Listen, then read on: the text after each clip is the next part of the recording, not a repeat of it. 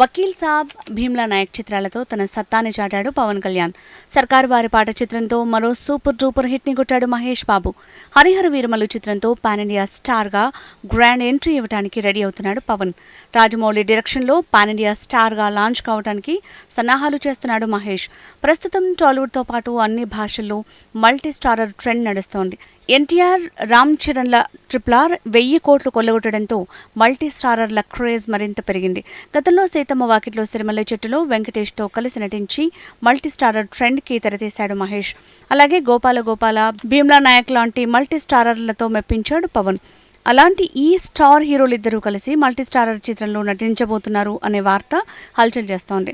ఇటీవల ఓ ఇంటర్వ్యూలో తనకి మల్టీ స్టారర్ చిత్రాల్లో నటించేందుకు ఆసక్తి ఉందని వెల్లడించాడు మహేష్. ఈ నేపథ్యంలో మహేష్ బాబు ఏ స్టార్ హీరోతో కలిసి నటిస్తే బాగుంటుందని ఓ మీడియా సంస్థ పోల్ నిర్వహించింది. ఎక్కువ శాతం మంది పవన్ కళ్యాణ్ పేరును సూచించారు. దాంతో మహేష్, పవన్ కళ్యాణ్ కాంబినేషన్లో మల్టీ స్టారర్ రూపొందనుందనే వార్త వైరల్ అవుతోంది.